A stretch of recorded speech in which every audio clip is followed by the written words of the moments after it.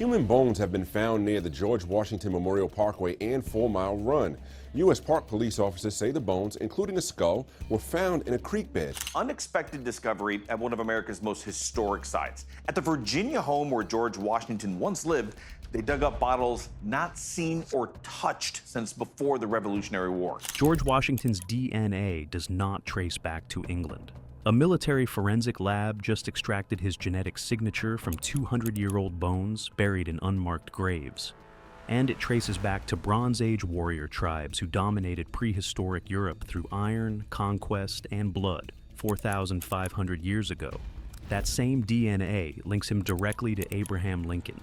It exposes generations of cousin marriages that were deliberately compressing the Washington family tree. And buried inside the genetic code is African ancestry that no official record ever acknowledged. This is the ancestry of America's founding father. And none of it matches the story you were told. The man with no bloodline.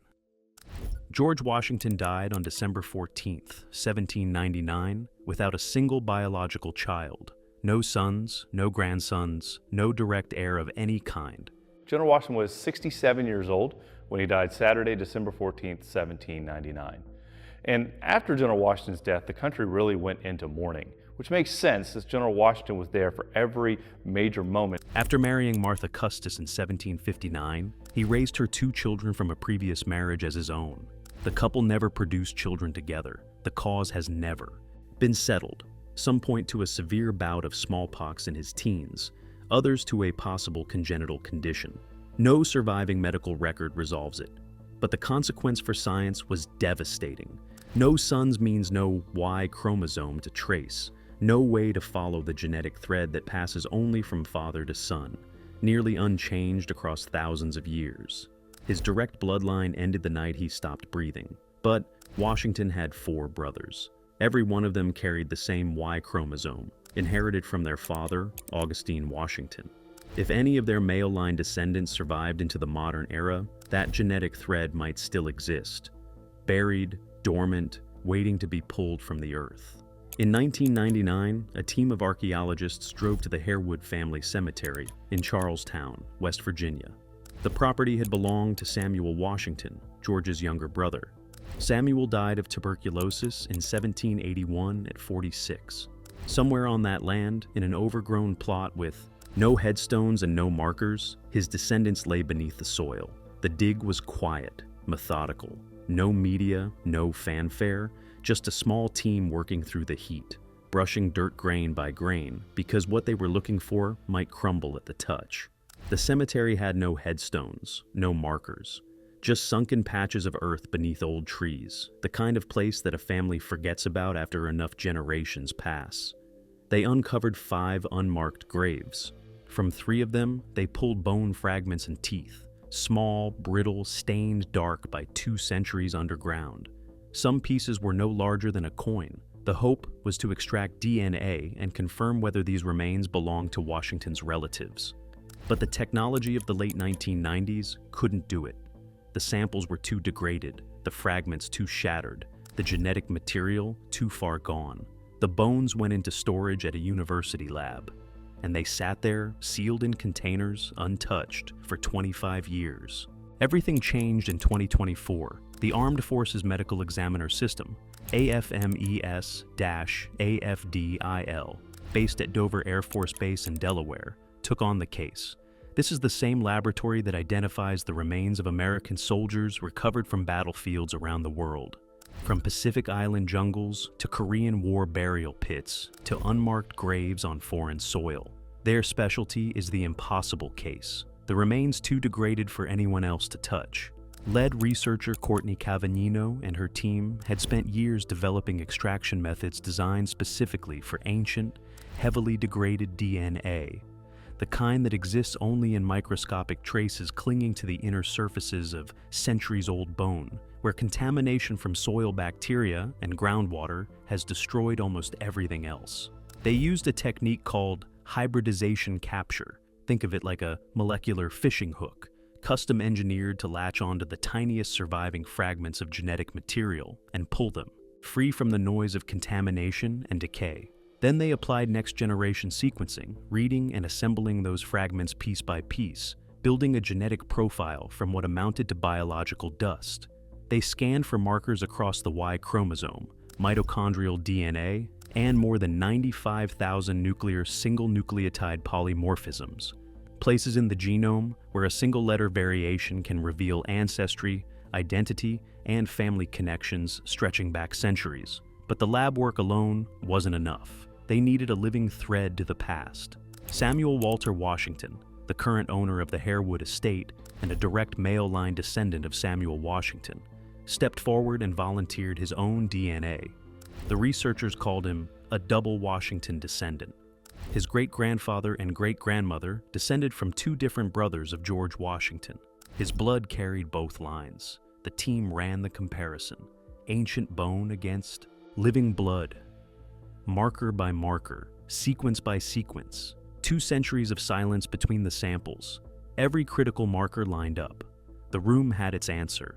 Senior author Charla Marshall, Deputy Director of DoD DNA Operations, confirmed, "Our data confirmed the identities of the 3 sets of remains, and we furthermore resolved which male was the direct ancestor of S.W. Washington, the living descendant. The 3 burials belonged to Lucinda Lucy Payne Washington and her 2 sons, George Steptoe Washington Jr., and Dr. Samuel Walter Washington, grandnephews of George Washington, direct paternal descendants of Augustine Washington." The results appeared in the journal iScience on March 28, 2024. The Y chromosome that everyone assumed vanished with George Washington himself had survived, hiding in the blood of his brother's descendants and in the bones beneath Harewood soil for 2 centuries. The unbroken male line was proven. The genetic signature of America's first president was recovered for the first time in history. We have chosen to see George Washington through the lens of a mythic person. And we've done that because he was our first president. And what that signature actually contains is where this story turns disturbing. If you're already hooked, hit that subscribe button right now. This channel goes deep on stories like this every single week, the kind of history they never taught you in school. Hit the notification bell so you don't miss the next one. A bloodline from the Bronze Age. Washington's Y chromosome belongs to a lineage called RU152. Remember that name. It changes everything. RU152 does not point to England. It points to the heart of prehistoric Central Europe, the Alpine region where modern-day Switzerland, northern Italy, and eastern France converge.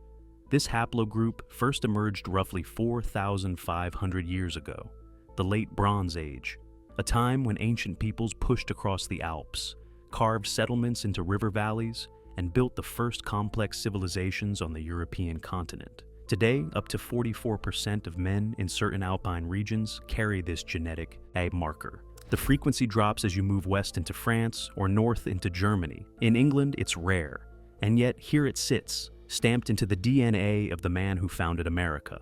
And get this, archaeologists have pulled RU152 from the graves of the Hallstatt and La Tène peoples.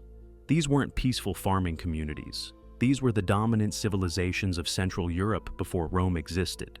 The Hallstatt culture, flourishing from around 1200 BCE, forged iron weapons at a scale no European society had achieved before. Their elite were buried with double-edged swords, bronze drinking vessels, gold torques, and 4-wheeled war chariots. Their salt mines funded trade networks stretching from the Baltic Sea to the Mediterranean. They controlled the mountain passes. They taxed the trade routes. They didn't ask for territory, they took it. The La Tène culture that followed pushed even further. Celtic warriors carrying La Tène weapons and art swept through Gaul, crossed into Iberia, invaded the British Isles, and drove east into Anatolia and the Balkans. These were the people who sacked Rome in 390 BCE. Gallic Celts who walked into the center of the ancient world's greatest power and burned it. The same cultural lineage, the same genetic marker, now sitting in George Washington's DNA. The RU152 signature has turned up in Bronze Age graves scattered across the Alps, in La Tène period burials in Bohemia and Hungary, and in medieval Italian remains. The trail of this haplogroup follows the trail of conquest. Wherever the Celtic and Italic warrior peoples pushed, RU-152 went with them. His ancestry doesn't begin in colonial Virginia. It doesn't begin in England. It begins in alpine forge fires and Iron Age burial mounds, among warrior peoples who laid the foundations of European civilization with iron and blood. The founding father of the United States carries the genetic fingerprint of Europe's oldest warrior cultures. Not traders, not scholars, warriors. People who shaped the continent through force before the written word even existed in that part of the world. And he's not the only American president who does. The Lincoln Connection. Abraham Lincoln carries the same ancient marker. Both men belong to haplogroup RU-152. The Lincoln DNA Project confirmed Lincoln's Y chromosome through testing of living male line descendants. The same genetic trail just uncovered in the Washington line had already been sitting in Lincoln's family tree, undetected, for generations. Two of America's most consequential presidents, one who built the Republic, the other who bled to hold it together through civil war, share a rare alpine lineage tracing back 4,500 years to Bronze Age Central Europe. Let that sink in. They were born over half a century apart, different states, different families, no known genealogical connection between them, and RU-152 is not a common haplogroup among populations of English colonial descent. It's concentrated in the Alpine regions of Switzerland, northern Italy, and eastern France, not the English Midlands or the Scottish lowlands where most colonial American families trace their roots. Finding this marker in both Washington and Lincoln isn't a statistical footnote. It's a revelation that forces a question no one in American history has had to ask before. What if the genetic story of America's founding is completely different from the one we've been told for 2.5 centuries? Here's the catch. Washington and Lincoln aren't the only ones. The House of Habsburg, the dynasty that ruled much of Europe for 6 centuries, carried RU-152. So did Johnny Cash. So did the Scottish poet Robert Burns. Each tracing their paternal line back to the same Bronze Age migrations that forged Celtic and Italic civilizations across the continent. The genetic thread running through America's founding doesn't start with the Pilgrims. It doesn't start at Jamestown. It starts in the Alpine Highlands, millennia before anyone dreamed of a nation called America. I kind of like to think about George Washington showing back up in 2026 and saying, "What have you done?" this is pretty different. Oh, yeah. But the DNA had more to reveal. And what came next was something the researchers did not expect: the tangled tree. When the research team compared Samuel Walter Washington's DNA to the ancient remains, the numbers came back wrong. Not wrong as in contaminated, wrong as in impossible, according to the family tree. The predicted genetic relationship between the living descendant and the buried remains was 1 full degree closer than the genealogy said it should be. On paper, these people were distant relatives. In the DNA, they looked like close family. Charla Marshall and her team ran the analysis again. Same result. So they stopped looking at the bones and started looking at the family tree itself. Here's the deal. The Washington family didn't just intermarry with other elite Virginia families, they married each other. Multiple cross-cousin unions across generations meant the same ancestors appeared again and again in different branches of the pedigree. Mother's side, father's side. The lines kept crossing. This is called pedigree collapse, and it leaves a distinct fingerprint in the DNA. Compressed genetic distances, concentrated inheritance, relatives who appear far more closely related than any genealogy chart suggests. This wasn't accidental. It wasn't romantic. It was strategy. Colonial Virginia's planter class used marriage the way modern corporations use mergers. Land stayed in the family. Political alliances solidified through blood.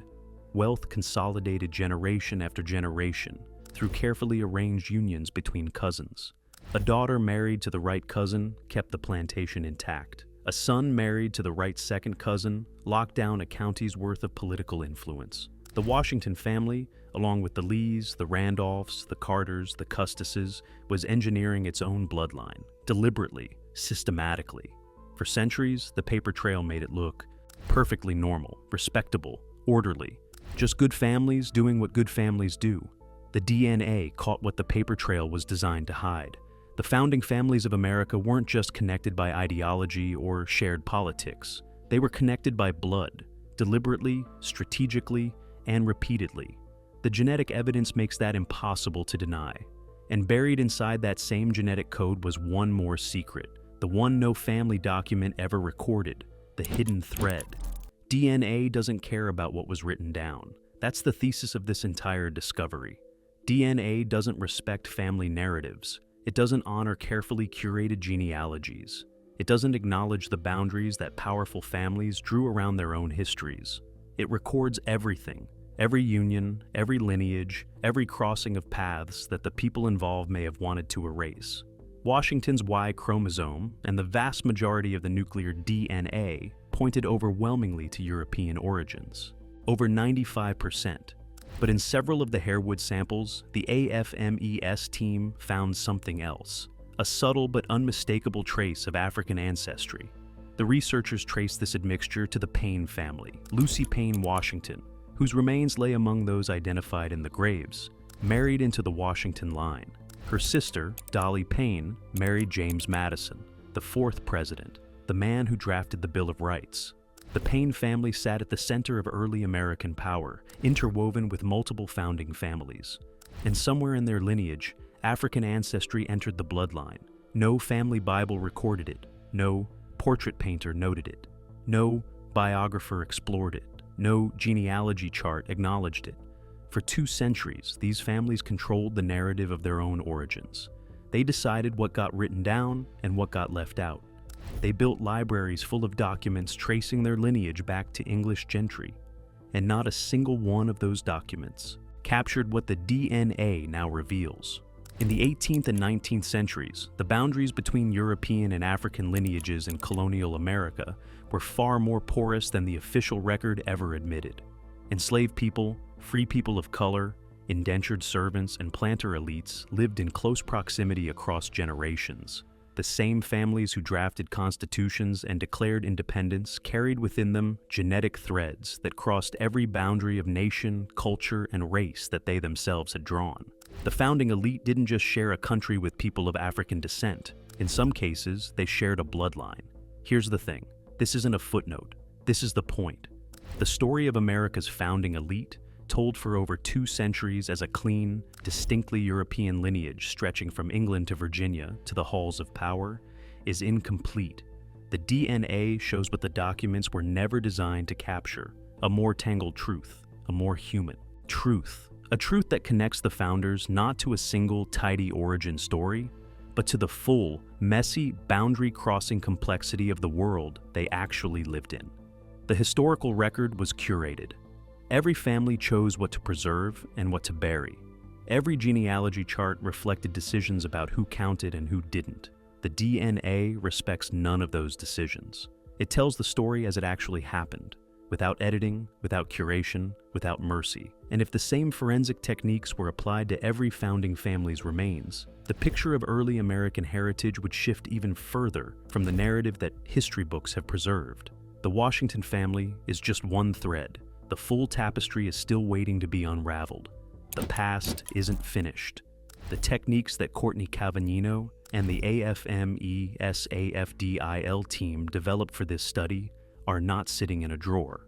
They are already deployed on one of the most important ongoing missions in American military history: the hybridization capture methods, the extended kinship prediction models, the ability to extract usable genetic data from bone fragments so degraded that 1990s technology couldn't touch them.